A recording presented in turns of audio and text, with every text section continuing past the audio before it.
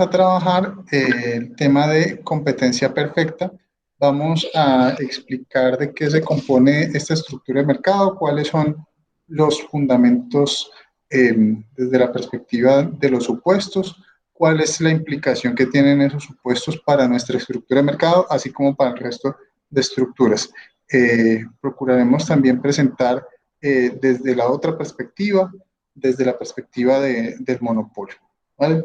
Entonces, en estos momentos les estoy compartiendo la imagen del, del texto donde vamos a tratar el capítulo 14 de los mercados competitivos. Entonces, decimos nosotros que un mercado de competencia perfecta, como lo llama la teoría, o un mercado competitivo, como se nombra en el texto, va a ser un mercado con gran cantidad de compradores y gran cantidad de vendedores.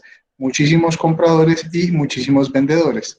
En la teoría se dice incluso que llegan a ser infinitos, eh, pero acá simplemente vamos a tomar como que es un número tan absolutamente grande eh, como para que no logren asociarse y no puedan intervenir sobre el precio, que no tengan posibilidad ninguna de intervenir sobre el precio. Entonces, ese va a ser el primer elemento. Sin embargo, el hecho de que sean muchos consumidores y muchos compradores va a ser más que un resultado, perdón, más que un principio, va a ser un resultado, en la medida en que vamos a tener muchos compradores y muchos vendedores por las siguientes razones. Primero, una razón de orden político y económico, y es la posibilidad de acceso a ese mercado. Es decir, no existen barreras a la entrada en ese mercado, ni de tipo político, es decir, no se piden licencias, no se piden permisos, regulaciones, y si se piden, son muy baratos y muy fáciles de sacar, de tal manera que cualquiera que lo quiera hacer, lo puede hacer.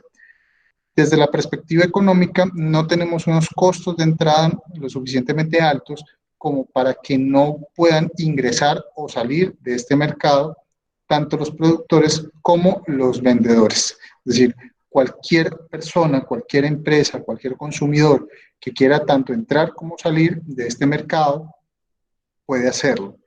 Eh, Usualmente nosotros no estamos acostumbrados a manejar el concepto de las barreras a la entrada para los consumidores, pero puede ser algo como una permanencia obligatoria en el consumo de cierto bien o servicio. En algún momento las compañías de telefonía han utilizado estas cláusulas de permanencia. Eso es una barrera a la salida para los consumidores, o una barrera a la entrada sería, por ejemplo, pagar una matrícula o pagar una cuota que sea lo suficientemente alta como para disuadir a las personas de ingresar a este mercado. El otro elemento muy importante, tal como lo destacamos la clase pasada, va a ser el concepto de la información. La información en el modelo de competencia perfecta es absolutamente grande, digamos, es lo suficientemente difundido como para incluso nosotros llegar a determinar que la información es perfecta. O sea, todos conocemos cuál es la mejor forma de producir. El qué, cómo, cuándo y dónde lo conocemos de manera perfecta. Tengamos en cuenta que este es el modelo más irreal de todos. O sea, a partir de aquí nosotros vamos a empezar a violentar cada uno de estos principios que estamos mencionando, y de acuerdo con esto, pues en la medida en que se modifican los supuestos, pues vamos a ir modificando los resultados que tenemos. Entonces, por ejemplo, si ya el conocimiento no es perfecto, sino que es privativo, sino que solamente unas personas lo pueden utilizar, pues en esa medida ya no vamos a tener competencia perfecta, sino que vamos a entrar en otro tipo de mercados, incluso llegar hasta el monopolio. Eh, lo más importante aquí es tener en cuenta estos dos elementos. Uno, la libertad de entrada y salida, que va a permitir que las personas puedan participar o no de este mercado. Y segundo, muy importante, va a ser el concepto de información. A partir de aquí, nosotros vamos a lograr entender que llegan a este mercado muchos productores y muchos vendedores. Entonces, por ejemplo, un mercado donde no cualquiera sabe medicina, por ejemplo, requerimos aproximadamente 10 años o más para formar un profesional en la medicina especializado, no sé, no sé, en anestesiología, medicina interna, neurología, cardiología y demás, pues en la medida en que son más años, pues hay una barrera de la entrada más grande. O sea, no solamente vamos a pensar en términos de costos financieros, sino también de costos de oportunidad, involucrando sobre todo el tiempo. O sea, el tiempo de producción de un profesional de la medicina puede ser asumido como una barrera de entrada allí, aparte pues de los costos financieros de la educación y de algún otro tipo de barreras a la entrada, tipo oligopólicas, donde se forman gremios, colegios o demás, que impiden que cualquiera pueda entrar y fijarían una forma de estructura mercantilista o gremial alrededor de todo esto, en la cual no puede acceder cualquiera, sino quien dentro del grupo se establezca que se le permite la entrada. Entonces, eh, vamos a ir avanzando. Entonces, indicamos que podemos entrar y salir libremente. Eh, Habíamos dicho la clase pasada que los productores y los consumidores van a tomar decisiones en el margen. O sea, vamos a hablar de la producción marginal de acuerdo con los costos marginales y los ingresos marginales. El ingreso marginal va a ser el ingreso por producir una unidad adicional. El ingreso por producir, pues en el caso de un médico sería una cirugía adicional o una consulta adicional. En el caso de un concesionario, pues sería vender un automóvil adicional, pero en el caso de una productora de automóviles, digamos, de una ensambladora, las decisiones no se toman de uno en uno, se toman, no sé, de 10 en 10, de 100 en 100. Incluso si estamos hablando de una gran compañía, las decisiones se van a tomar de millón en millón. Entonces vamos a tomar las valoraciones de acuerdo con el concepto marginal. Es decir, ellos siempre están pensando en si producen una unidad adicional. De la misma manera, los consumidores continuamente estamos valorando quién va a consumir una unidad adicional de un bien o un servicio. Y esto nos lleva a la categoría de precio, que va a ser un elemento muy importante. El precio, contrario a lo que nosotros pensamos, no es una construcción de parte del productor. Los consumidores y los productores van a interactuar. El precio solamente se va a generar al calor de la interacción entre oferta y demanda. Antes de esto, lo que existen son unas valoraciones. Entonces, por ejemplo, yo puedo tener este libro, ¿cierto? Y este libro yo puedo decir que lo voy a vender por $1.000.000. Le puedo poner una etiqueta aquí que diga $1.000.000, pero eso no quiere decir que el libro tenga el precio de $1.000.000. Tiene la valoración que el productor le ha dado de $1.000.000, pero en ningún momento podemos nosotros estar absolutamente seguros de que el precio es esto. ¿De qué va a depender? De que alguien en algún momento compre este libro por ese $1.000.000, o ese $1.000.000, o ese $1.000.000, que en términos nominales va a ser lo mismo. Obviamente en términos reales es distinto porque la capacidad adquisitiva es diferente. Pero bueno, lo importante, lo fundamental en esto es que el precio va a desprenderse de la interacción entre la oferta y la demanda. Generalmente cuando nosotros vamos a comprar algún bien o un servicio al centro, por ejemplo, entonces vamos y empezamos a hablar con la persona que lo está vendiendo y a regatear el posible precio. Entonces, frente a este libro, no sé, que puede costar $1.000.000, según yo, pues mucha gente de pronto no estará de acuerdo con que esto cueste $1.000.000 y posiblemente el libro no se venda sobre ese precio que yo le he dado. Ahora bien, si este libro tiene una categoría especial o unas características especiales, por ejemplo, que fue firmado por Adam Smith, el fundador de la economía, o por Friedrich Hayek, que es un premio Nobel de Economía, o alguna persona de gran reconocimiento, entonces su valor puede crecer de manera muy importante, porque el valor siempre procede del concepto subjetivo del bien. El valor es la apreciación que tenemos, tanto la oferta como la demanda sobre el bien. El valor no va a depender de los costos. El valor no va a depender del tiempo o del esfuerzo que se haya invertido sobre las cosas. Alguien puede trabajar mucho tiempo sobre la producción de un bien o de un servicio y este bien o este servicio puede no tener absolutamente ningún valor en tanto nadie está dispuesto a comprarlo.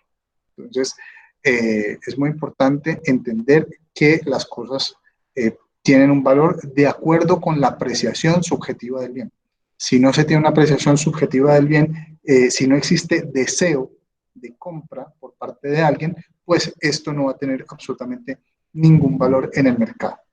Entonces, el precio, vuelvo y reitero, procede de esa interacción entre la oferta y la demanda. Sin una apreciación del bien, pues no vamos a tener el precio. Sin que alguien lo compre en la etiquetica que dice allí, pues no existirá ese precio. Entonces, al día siguiente le pueden bajar la valoración de $1.000.000, puede bajar, no sé, a $1. Pues tendríamos una caída espectacular en el precio, pero no ha bajado el precio. Lo que ha bajado ha sido la valoración de la persona que lo compra, de la persona que lo vende.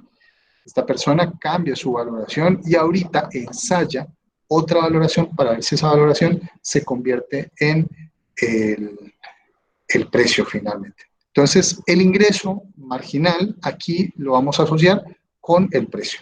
Es decir, ¿cuánto le ingresa marginalmente al productor por cada unidad adicional vendida? Pues será el precio.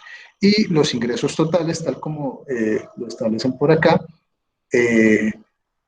serán pues multiplicar las cantidades vendidas por el precio al cual han sido vendidas. De la misma manera, el ingreso promedio va a ser el resultante de los ingresos totales sobre las unidades vendidas, lo cual para este caso va a tener que coincidir necesariamente con el precio. ¿Vale? Entonces nosotros tenemos aquí en la columna, en la tabla 1, cómo el precio va a ser el ingreso marginal, va a coincidir con el ingreso marginal y va a coincidir con el ingreso promedio para el mercado de competencia perfecta. No necesariamente va a ser así, no siempre va a ser así, pero para este caso sí lo vamos a tomar en cuenta. El precio va a ser exactamente igual al ingreso marginal y al costo marginal. Vamos a decir entonces que no vamos a tener ningún poder de mercado. Es decir, el precio va a ser exactamente igual al costo marginal. Si el precio estuviera por encima del costo marginal, entonces tendríamos lo que llamamos poder de mercado. No tenemos poder de mercado en virtud de que muchas personas pueden acudir a este mercado. Cualquiera, prácticamente cualquiera que quiera acceder a este mercado puede hacerlo. Y cualquiera que quiera salir de este mercado puede hacerlo. En virtud de esto, pues vamos a tener libertad de entrada y salida y las posibilidades de obtener beneficios, grandes beneficios, va a ser nula. Vamos a tener beneficios económicos prácticamente de cero. Lo que dice la teoría es que los beneficios económicos en competencia perfecta son nulos. Vamos a pensar nosotros que va a ser asintóticamente cero, o sea, vamos a tener beneficio económico muy pequeño, prácticamente cero. ¿De qué va a depender esto? Pues va a depender de qué tantas barreras a la entrada o a la salida tengamos. Entre más barreras a la entrada o a la salida tenemos, pues vamos a tener un beneficio económico cada vez más grande, ¿sí? En este modelo, que es el modelo de competencia perfecta, que es el modelo, digamos, perfecto en términos de estas abstracciones ideales, vamos a tener nosotros en este problema esta situación en la cual tenemos el precio igual al costo marginal. Es decir, el ingreso va a ser igual al precio y va a ser igual al costo marginal. En monopolio, por ejemplo, vamos a tener un precio muy por encima del costo marginal. ¿Por qué? Porque hay un gran poder de mercado. ¿De dónde procede este poder de mercado? Bien de una privación política, es decir, que alguien, alguna autoridad, dice que no cualquiera puede acceder a este mercado, sino quien él dice que puede ser solamente una persona, o si en el caso de un oligopolio, el Estado le dará licencia de producción a pocas personas, o en el mercado de competencia monopolística vamos a tener muchas personas que intervienen allí.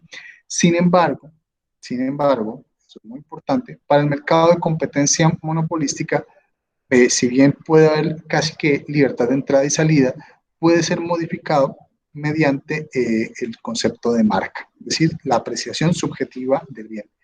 Puede que dos bienes sean exactamente iguales, pero si la percepción sobre un bien o un servicio cambia del uno con respecto al otro, aunque materialmente sean exactamente iguales, pueden tener distinto precio en tanto la apreciación subjetiva del bien sea diferente. Por ejemplo, yo puedo tener dos automóviles exactamente iguales, con la misma fabricación, los mismos materiales, absolutamente todo. Pero si a uno le pongo la etiqueta de, por ejemplo, Chevrolet, y al otro le pongo una etiqueta de Mercedes-Benz, muy posiblemente las personas van a querer comprar el Mercedes-Benz o van a estar dispuestos a pagar por un Mercedes-Benz 10 veces más que por un Chevrolet, aunque sea exactamente lo mismo, o le puedo poner un Lamborghini, o le puedo poner cualquier otra etiqueta, y simplemente con la etiqueta ya va a cambiar la percepción subjetiva del bien. Lo mismo ocurre con la ropa, lo mismo ocurre con los relojes, de forma pues muy importante. Si ustedes miran un reloj, básicamente todos prestan el mismo servicio, pero la diferencia entre un reloj de, no sé, $10 a uno de 10 millones de dólares, estos relojes de pulso normales, pues básicamente es nula en cuanto a la prestación del servicio, en cuanto a que ambos dan la hora, es lo que quiero decir. Ya entrará a jugar allí el tema pues del estatus, sobre el cual vamos a venir más adelante. Entonces, nuestra empresa típica en competencia perfecta va a tener una figura como la que estamos viendo en pantalla en estos momentos. Es decir, el costo marginal va a mantenerse creciente, no necesariamente tendrá que ser constante.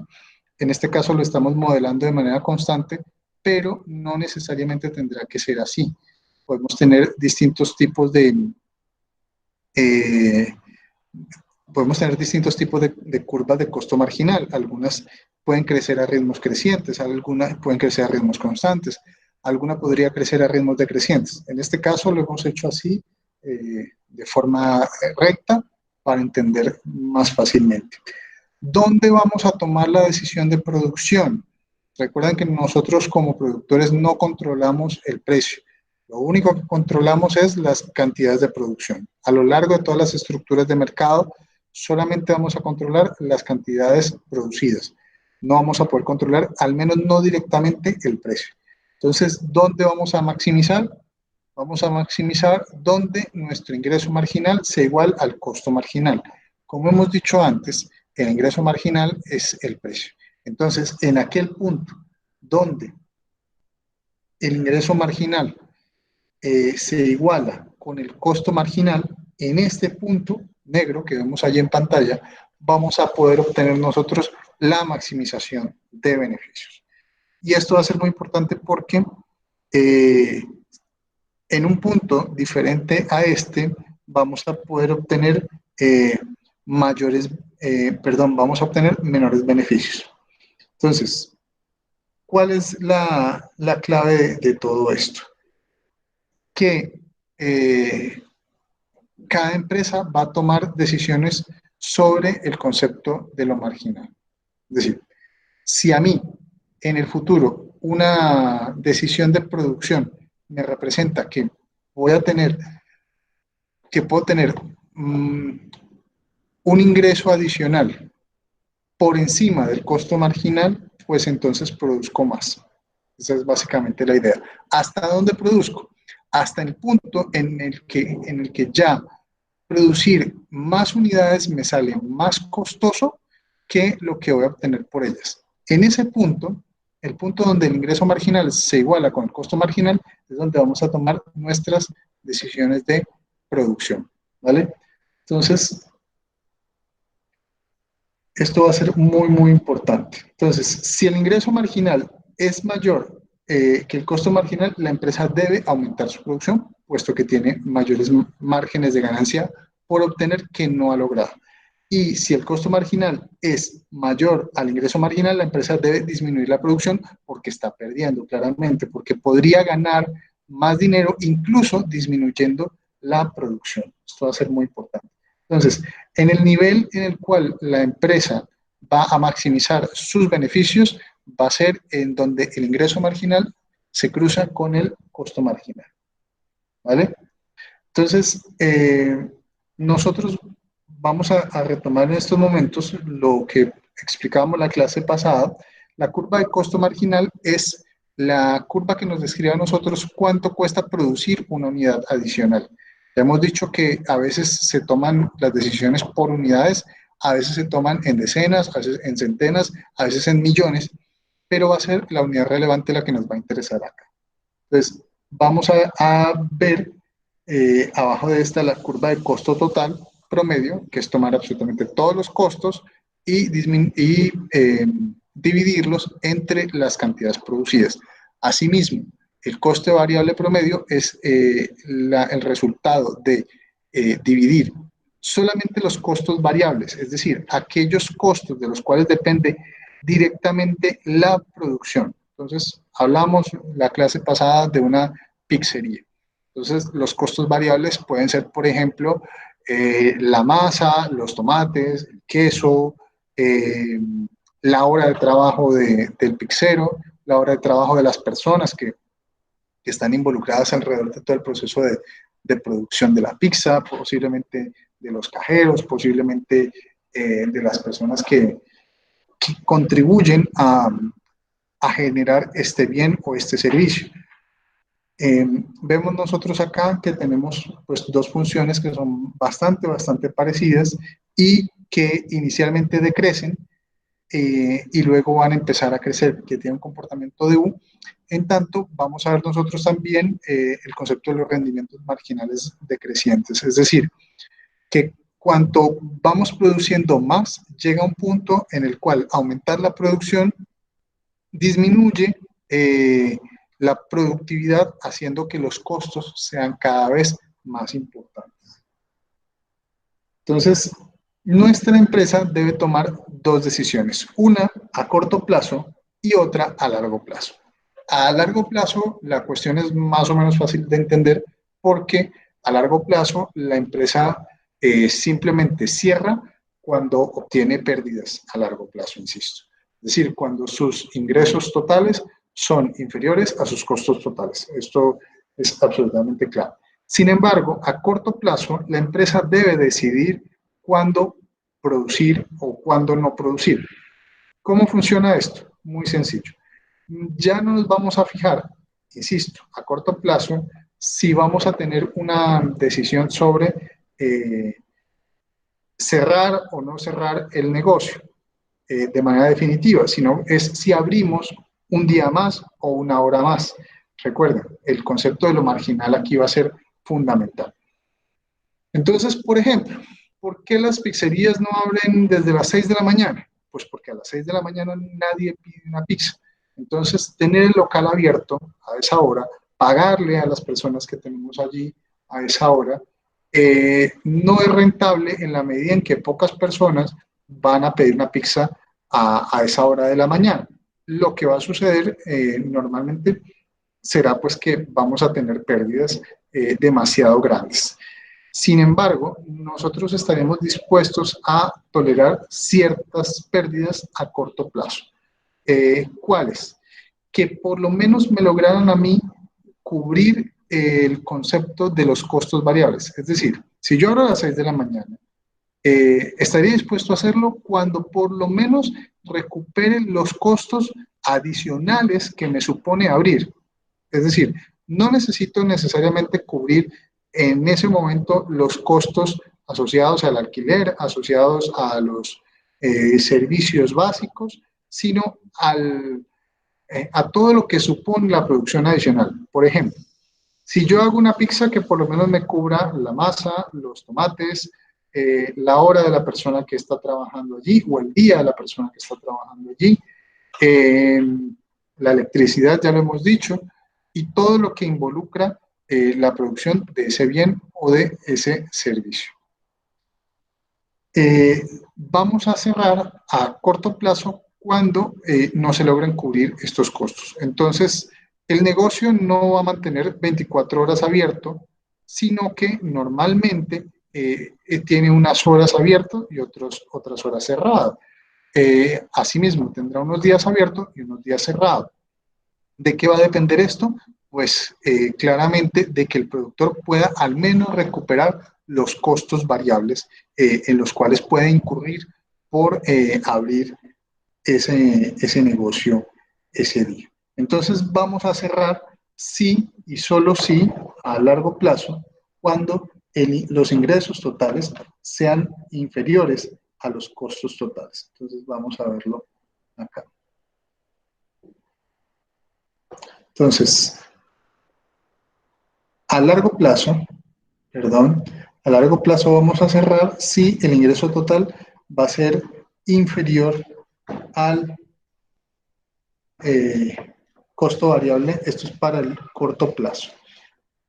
A largo plazo, ¿cierto?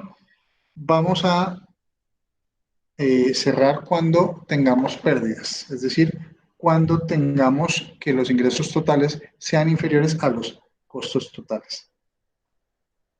Entonces, en el corto plazo, insisto, vamos a cerrar si y solo si el precio al cual estamos vendiendo es inferior al costo variable promedio. O sea, vamos a cerrar en tanto la producción de una pizza adicional o de las pizzas que yo vendo en esa hora adicional no me logre cubrir por lo menos los costos de eh, esa producción en ese momento. Entonces, tenemos que entender nosotros acá que vamos a comprender a lo largo de toda la semana o a lo largo de todo el día la decisión de producir o no una unidad adicional basado única y exclusivamente en los costos variables. Los costos fijos serán relevantes solamente a largo plazo. A corto plazo no van a ser relevantes. Entonces, a largo plazo, como lo decíamos anteriormente, vamos a salir cuando el ingreso total sea inferior al costo total, es decir, el precio sea inferior al costo total promedio. Anteriormente decíamos que a corto plazo salíamos si y solo si el precio era inferior al costo variable promedio. Es muy importante tener esa diferenciación acá. Entonces, en este punto vamos nosotros a plantearnos cuál sería los puntos de decisión de la empresa. Entonces vamos a suponer... ¿Me pena, ¿puedo repetir de nuevo? Sí, ¿Cuándo a sí. largo plazo puede salir cuándo? Las empresas a largo plazo, como lo tenemos acá, salen del mercado cuando dan pérdidas, ¿sí? Ese concepto es fácil de entender. Simplemente si estamos generando pérdidas, salimos. ¿Qué significan las pérdidas? Significan pues que el ingreso total es inferior al costo total, ¿cierto? Ahora, si nosotros dividimos entre las cantidades, esto que estamos haciendo por acá, esta operación que les estoy marcando en azul, cuando el ingreso total es inferior al costo total y lo dividimos entre las cantidades, es decir, el ingreso total se nos va a convertir en ingreso promedio y el costo total se va a convertir en costo promedio. Es decir, salimos del mercado también cuando el ingreso total promedio es inferior al costo total promedio. ¿Cuál era nuestro ingreso total promedio? El precio.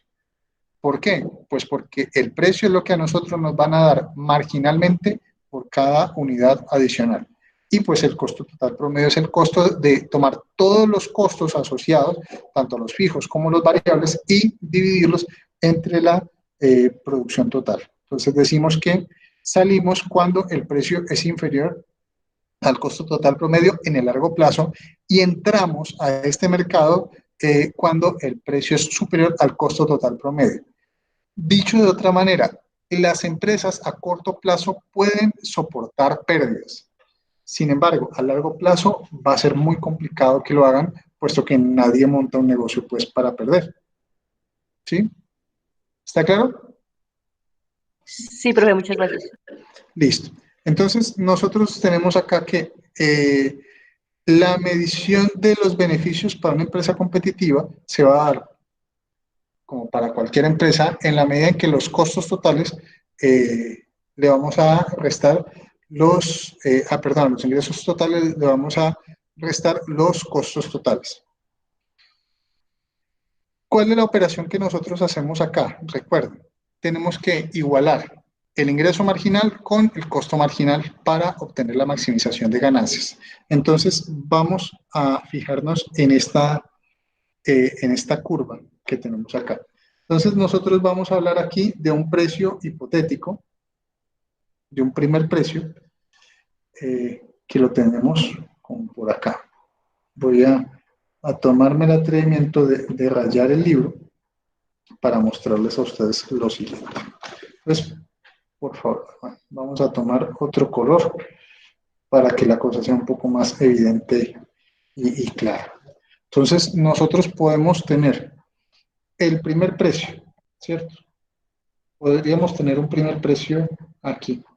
A este precio 1 vamos a producir estas cantidades, ¿de acuerdo? A un segundo precio. Entonces, este segundo precio, ¿dónde sería el nivel óptimo de producción? Pues donde el ingreso total va a ser igual, perdón, donde el ingreso marginal igual sería al costo marginal, tomando en cuenta que este precio de acá es igual al ingreso marginal, ¿cierto? Y este precio de acá en su momento también sería igual al ingreso marginal. ¿Por qué? Porque el precio es lo que nos va a dar a nosotros nuestro ingreso marginal. Lo que a nosotros nos pagan adicionalmente por cada unidad vendida va a ser el precio. Asimismo, para un tercer precio, para un cuarto precio, o sea, para todos los infinitos precios posibles, nosotros vamos a tener una correspondiente cantidad aquí. Entonces, pueden ustedes apreciar cómo se empiezan a generar posibles cantidades y los invito a que repitan el ejercicio muchas veces y lo que vamos a obtener nosotros son todas las posibles combinaciones entre precios y cantidades. Dicho de otra manera, vamos a obtener la curva de oferta. La curva de oferta va a partir en el corto plazo desde acá, es decir, donde el precio se cruza con el costo total promedio en el corto plazo. En el largo plazo va a ser un poco diferente. ¿Por qué? Porque a largo plazo ya no lo vamos a tomar desde allí, sino que lo vamos a obtener desde la curva de costo variable promedio. Vamos a devolvernos un momentito y les muestro. Entonces, a corto plazo, vamos a obtener desde el punto verde. Entonces, voy a señalarles, perdón, a largo plazo lo haríamos desde Q1, por ejemplo. De Q1 en adelante, a largo plazo, vamos a obtener vamos a poder producir allí. A corto plazo, vamos a producir desde el punto donde el precio hipotéticamente se cruza con el costo variable promedio. Entonces, desde el no sé, desde el QX en adelante, se puede producir en el corto plazo. ¿Vale? Y vamos a ponerlo un poco más claro. Profe, Sí, te escucho. no entendí muy bien, o sea, a largo plazo es donde se cruza el costo total con el precio, o sea, con el ingreso marginal. Lo que pasa es que recuerda que el precio es simplemente una situación parcial hipotética. O sea, podemos tener infinitos precios. Entonces, por ejemplo, en el otro gráfico te mostraba que tenemos precio 1, precio 2, precio 3, precio 4, ¿cierto? Podemos tener cualquier precio. Lo que pasa es que la gente estará dispuesta a venderte a largo plazo cuando recupera al menos los costos totales, ¿sí? En el corto plazo va a estar dispuesto a venderte cuando al menos recupera los costos variables. ¿Listo? Esa es la clave. ¿Se entiende? Sí, profe. Listo. Entonces, aquí el largo plazo va a ser mucho más restrictivo. O sea, voy a dibujarles por acá con moradito el largo plazo.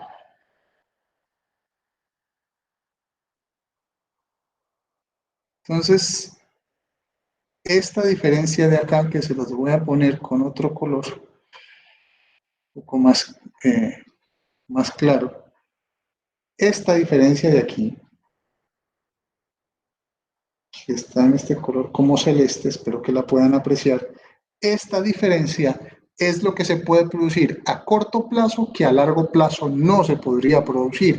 Es decir, en esta parte se está produciendo a pérdidas en el largo plazo. ¿Está claro? Pero podemos producir esto a corto plazo en tanto logremos recuperar por lo menos el costo variable. ¿Sí?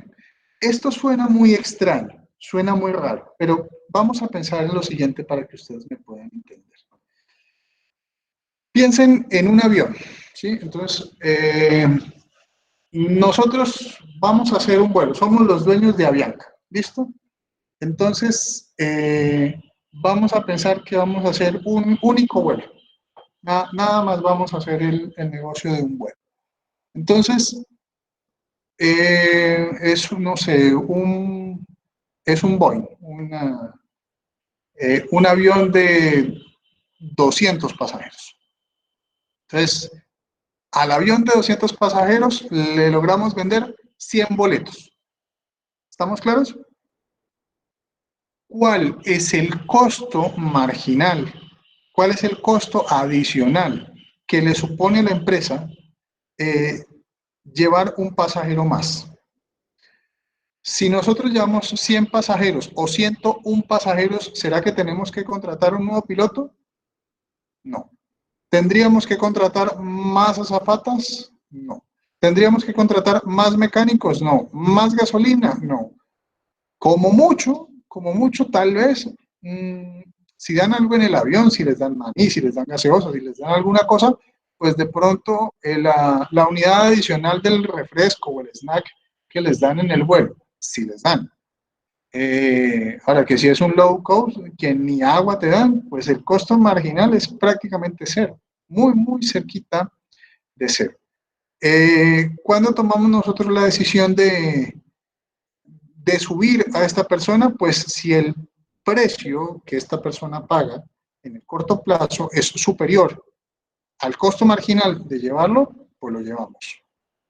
Será racional llevarlo en la medida en que lo que nos está pagando, la plata que nos está dando, supongamos que sea, no sé, 1 millón de pesos, ese 1 millón de pesos por subir a esa persona adicional es 1 millón de pesos que yo me gano prácticamente limpio. O sea, el precio que él me está pagando simplemente es un ingreso adicional y ya está. A corto plazo lo puedo hacer.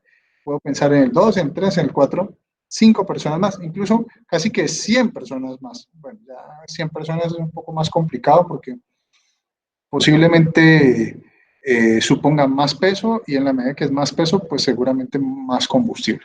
Pero bueno, supongamos que no pesan nada y que es básicamente lo mismo, pues llevar 100 personas adicionales no me cuestan a mí absolutamente nada. Entonces, llevar el pasajero, llevar el avión con una persona o con 200 personas prácticamente costaría casi lo mismo. Entonces, la decisión será ver si llevar una persona adicional me compensa en la medida en que obtengo ingresos adicionales superiores a los costos adicionales. Ahora, si es en el largo plazo, yo no puedo estar haciendo esto. ¿Por qué? Porque la empresa se me quiebra. O sea, necesito recuperar ya no solamente los costos variables, que de pronto es el paquete de papas y la gaseosa que les dan en el avión, sino recuperar los costos de la azafata, del avión, de la compra o alquiler del avión, de pagarle a los mecánicos, de pagar la gasolina, de pagar absolutamente todo. ¿Sí? ¿Estamos claros en ese ejemplo? Y así podríamos nosotros como ubicar esto un poco mejor. ¿Vale? Muchas compañías hacen esto. Entonces, voy a hacer énfasis en un elemento muy importante. La curva de oferta va a salir de la conjunción, de esta conjunción que estoy haciendo acá. Es decir, de todos los precios posibles que yo los cruzo con el costo marginal. Entonces, lo cruzo con el costo marginal en todos los puntos posibles, que son puntos infinitos. Al hacer esto, vamos a tener nosotros pues una función. Esa función me va a describir a mí las combinaciones entre precios y cantidades. Dicho de otra manera, me va a generar la curva de oferta.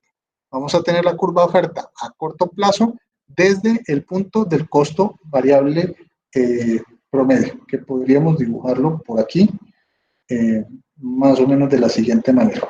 Podríamos inventarnos un costo variable promedio por acá, más o menos así. Entonces diríamos nosotros que desde este punto morado, entonces tendríamos una cantidad sub cero, que es el mínimo al cual yo podría producir con un precio hipotético, precio que coincide exactamente con el costo variable promedio, y a partir de allí yo puedo producir en el corto plazo. En el largo plazo solamente produzco pues del verde en adelante, es decir, donde recupero el costo total promedio por cada unidad adicional que produje en ese mercado. ¿De acuerdo? Esto es muy importante y además hay que revisarlo varias veces porque es posible que podamos confundirnos acá. ¿Listo? Entonces, ¿cuándo la empresa va a generar beneficios? La empresa va a generar beneficios cuando el precio, es muy importante, vamos a fijarnos aquí, cuando el precio que tenemos en este momento, vamos a señalarlo,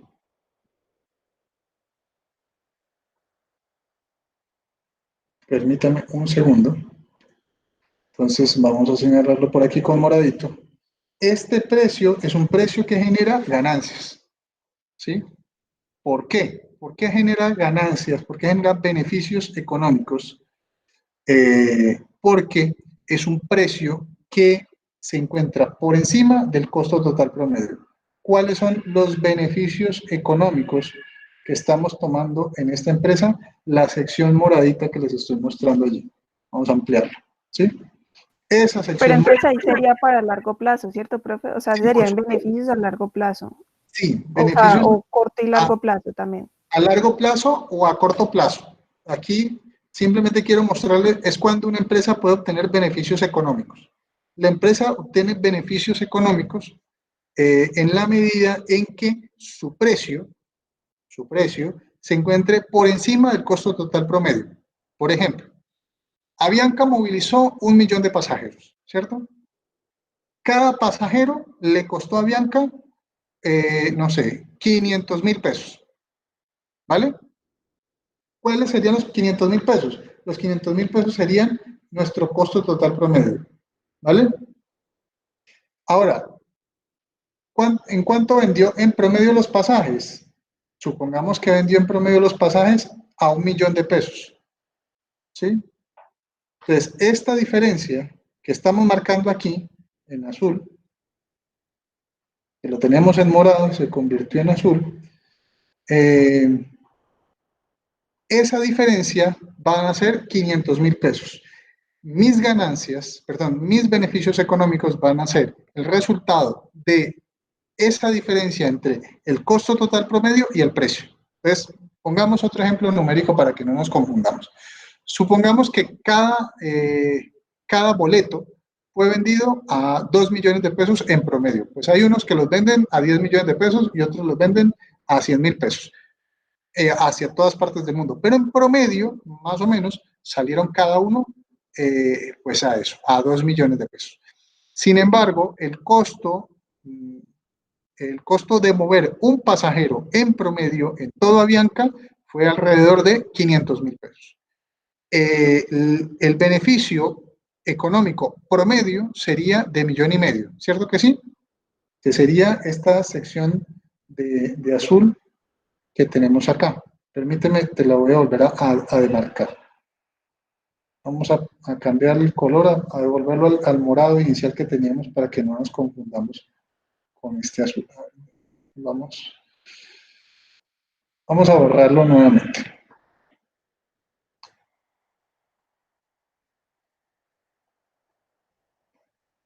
Entonces, vamos a ponerle números tal como lo estamos diciendo. Supongamos que el costo de mover una persona en promedio en Avianca va a ser de 500.000 pesos. ¿Cierto? ¿Listo? Y el pasaje en promedio, cada uno se vendió a cerca de 2 millones de pesos. ¿Listo? Esta diferencia de acá será de ¿cuánto? Pues de 1.500.000, ¿cierto? ¿Cuánto van a ser los beneficios económicos? Pues multiplicar este 1.500.000 por las cantidades totales que vende Avianca, la cantidad pues, de pasajes que será este Q. Si multiplicamos este Q por esta diferencia de acá, podríamos llamarla Z. Si multiplicamos a Q por Z, entonces vamos a obtener los beneficios económicos. Tengan muy en cuenta, yo ahorita cometí un error, el error del lenguaje común, que es llamar ganancias y beneficios económicos. No son ganancias en el sentido financiero del término. Aquí vamos a hablar nosotros de beneficios económicos. ¿Qué implica esto? Implica que vamos a tener en cuenta los costos de oportunidad. Es decir, si una persona, por ejemplo, el cirujano pixero de la última clase, o sea, si una persona dejó de ganar 10 millones de pesos para irse a ganar 1 millón de pesos, pues obtuvo un beneficio contable, sin duda, pero el costo económico es absolutamente gigante. Asimismo, si tenemos un neurocirujano muy brillante que gana mucho dinero, pero si el ejercicio de su profesión le supone la pérdida de su familia, la pérdida de su salud, incluso la pérdida de su vida, pues aunque esté obteniendo mucho dinero, claramente está obteniendo pérdidas económicas porque su costo de oportunidad es demasiado grande. Entonces aquí no solamente estamos teniendo en cuenta los ingresos financieros, sino también costo de oportunidad, ¿vale? Ahora, una empresa con pérdidas, vamos a tenerla aquí ahora. ¿Por qué da pérdidas? Claramente porque este precio al cual estamos vendiendo, aquí puede verse, este precio pues está por debajo del costo total promedio.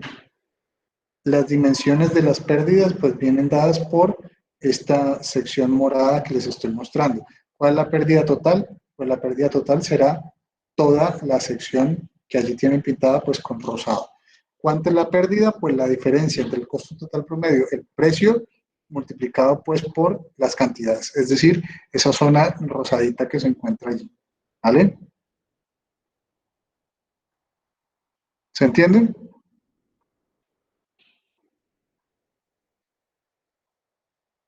Entonces, la oferta a corto plazo va a depender del costo variable promedio. Del costo variable promedio en adelante se va a fijar la curva de oferta a corto plazo. A largo plazo será del costo total promedio en adelante. Es decir, que por lo menos recuperemos los costos. ¿De acuerdo? En competencia perfecta, nosotros vamos a tener una oferta de mercado perfectamente elástica. Es decir, vamos a tener una oferta de este tipo, así. ¿Por qué? Porque nosotros vamos a hablar aquí de que son precios aceptantes. Pero no es como lo indica la teoría de que son precios aceptantes y ya y se acabó, sino que el ser precio aceptantes es un efecto, no es una causa. Es decir, ellos tienen que aceptar el precio que existe en el mercado porque hay muchas personas que están allí involucradas, que están teniendo acceso a toda la información que hay en ese mercado, porque muchas personas saben hacer lo que ellos van a producir y porque es muy barato producir. Dicho de otra manera, el mercado de las arepas. Entonces, muchas personas saben producir arepas, es relativamente barato aprender a hacerlas, producirlas. Casi que cualquiera puede poner un puesto de arepas en la puerta de la casa. El Estado, mal que bien, al menos en eso todavía deja a la gente trabajar. Y esto hace que yo no pueda comprar o, digamos, vender mis arepas al precio que yo quiero. Entonces, tengo que fijarme muy bien a cuántas las están vendiendo en mi cuadra y venderlo pues al mismo precio. Si el vecino, digamos, el señor de la esquina, las vende a $1, yo no las puedo vender a $2. ¿Por qué? Pues porque no me van a comprar absolutamente nada. Ahora, tampoco sería racional venderlas a 50 centavos si el señor de la esquina las está vendiendo a $1, suponiendo que son muy parecidas, prácticamente iguales.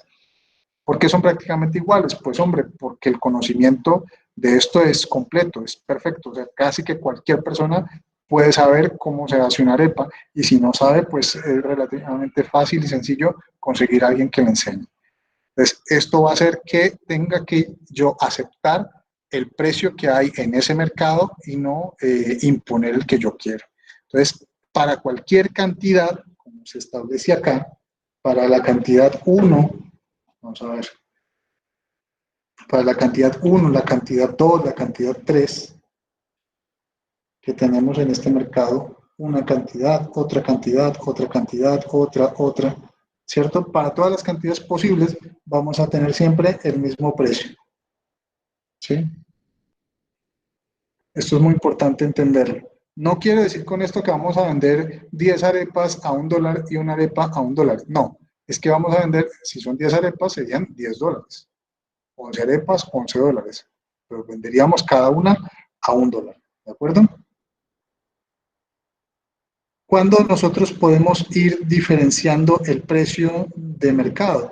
Pues cuando se violan cualquiera de los principios que ya hemos establecido, es decir, cuando el bien lo vamos a empezar a diferenciar o cuando vamos a tener alguna, alguna variación, bien sea en la posibilidad de entrada y salida o en el conocimiento para producir este bien o este servicio.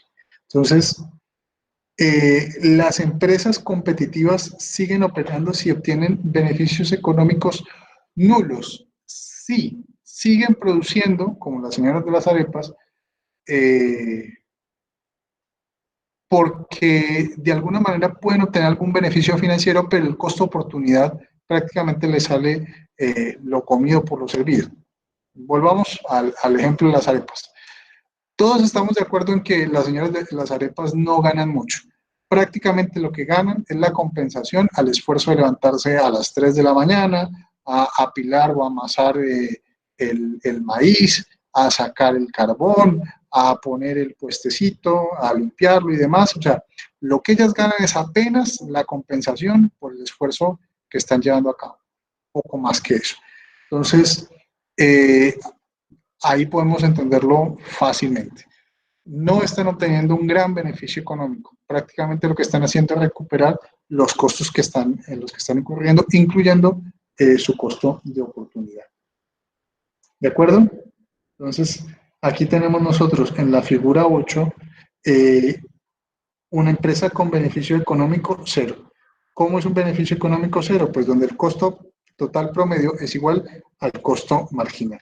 ¿De acuerdo?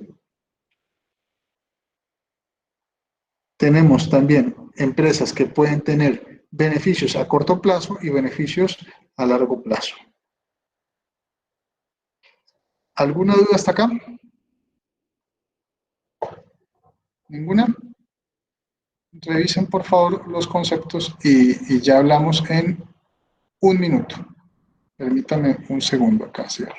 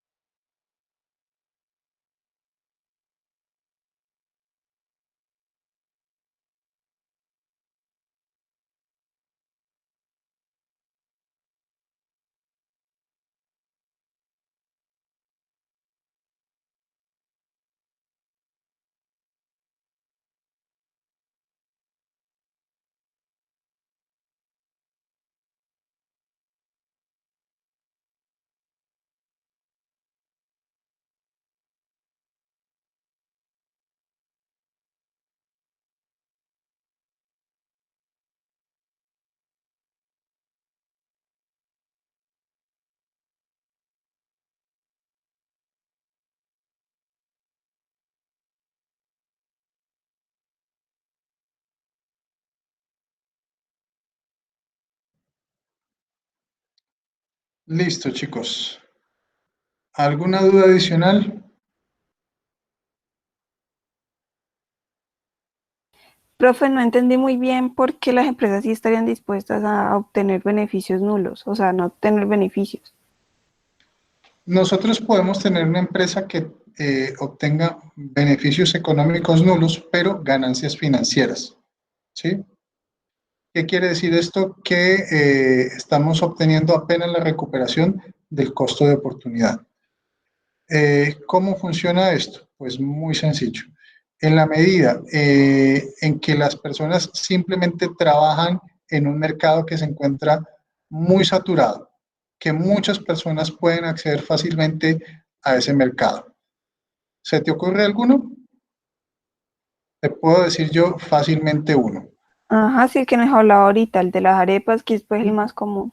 No solamente ese, hay otro mercado que ustedes conocen muy bien, que es el mercado de el trabajo no remunerado. ¿Sí? En el trabajo no remunerado, ¿cuánto se ganan las personas? Perdón, no remunerado, no, no cualificado. ¿Cuánto se gana una persona normalmente en un trabajo que no exige gran cualificación?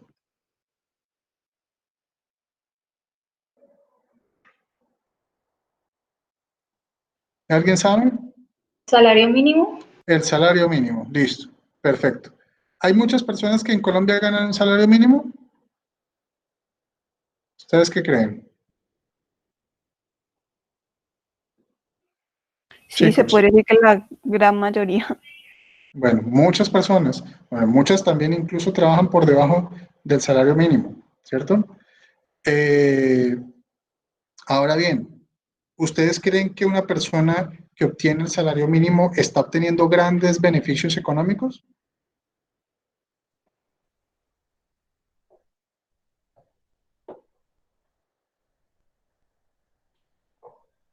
Los escucho. No, profe, precisamente por eso se gana un salario mínimo, porque es lo suficiente para sobrevivir, como dice Bueno, Elsa. a veces ni eso, a veces ni eso. Sí, entonces, eh, tienen beneficios económicos prácticamente nulos, ¿cierto? O sea, si acaso logran recuperar es como el esfuerzo en el que han incurrido durante el mes. Y si les digo menos, o sea, a veces el salario ni siquiera alcanza a compensar eso. Entonces, allí tenemos un ejemplo muy interesante sobre personas que trabajan. Fíjense que cada persona es una empresa.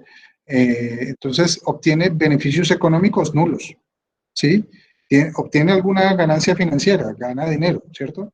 Pero sus beneficios económicos claramente son nulos o muy, muy bajitos. O sea, piensen cuando hablamos nosotros de beneficios económicos nulos como una especie de asíntota. O sea, están tan cercano a cero que casi que la diferencia no se nota, ¿sí? O sea, nadie en su sano juicio puede pensar que una persona que se gana el salario mínimo está obteniendo grandes beneficios económicos, ¿o sí? Entonces, aquí lo que tenemos es un mercado al cual mucha gente puede acceder, porque es un mercado que no requiere gran cualificación, o sea, no requiere muchos años de estudio, incluso con que sepas, no sé, leer y escribir, o aprendas un arte o un oficio, podrías acceder a cualquier tipo de empleo no remunerado. El problema es que son tantos los que pueden participar de este mercado que ya van a hacer que los salarios bajen, bajen casi que a niveles de subsistencia, ¿sí? Pues a un nivel mínimo, ¿sí? De hecho, hoy en la tarde vamos a hablar con sus compañeros de Historia Económica de Colombia eh, sobre las relaciones laborales en Colombia y estos temas, o sea, cómo, de dónde procede el problema del salario mínimo, qué efectos tiene, de dónde procede el salario. Pero bueno, devolvámonos. Piensen en el mercado de trabajo, ¿sí? En el mercado de trabajo, prácticamente cualquier persona mayor de edad puede ingresar. De hecho, creo que desde los 14 años, una persona puede trabajar con el permiso de sus padres, ¿sí? Entonces, cualquier persona puede ingresar al mercado laboral. Eh, Al mercado laboral no cualificado.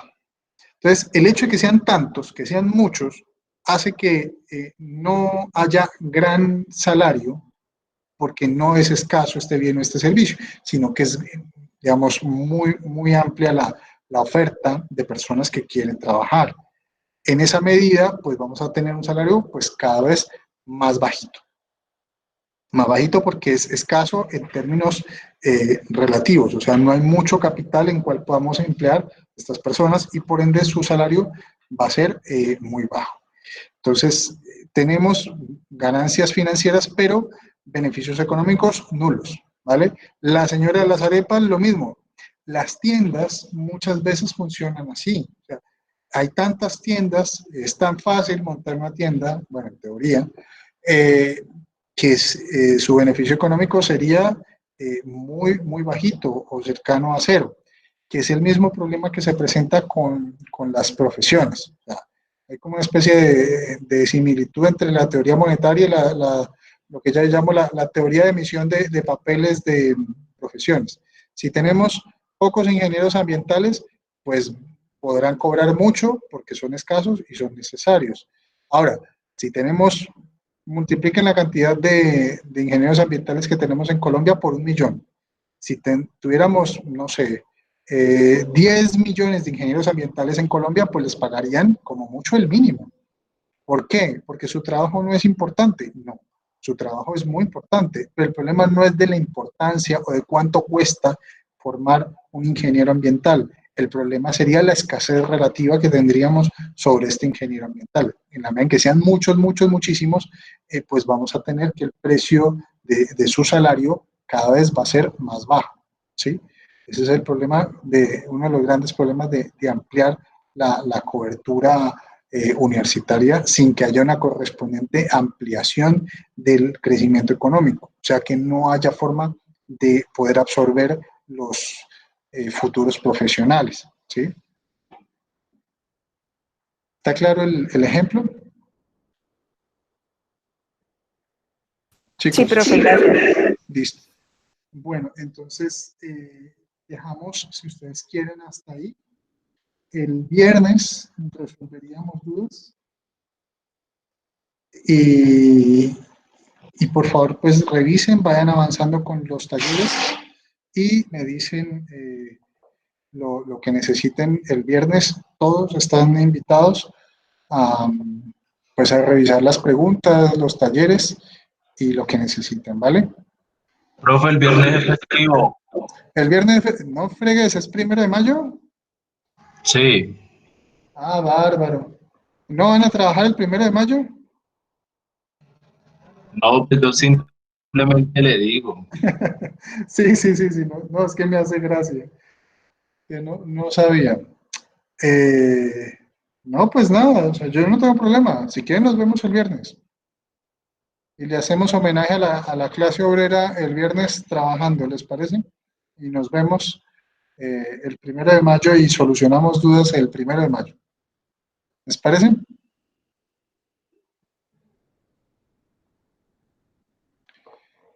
Listo, chicos. Entonces, tomaré ese silencio unánime como un sí. Y pues nada, muchas gracias a todos por asistir. A las 20 personas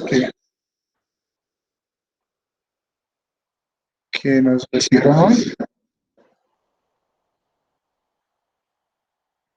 Y nada, hablamos el viernes para sus dudas. Cuídense mucho y estamos charlando. Que tengan un resto de día muy bonito, muy interesante y mucho ánimo. Hasta luego.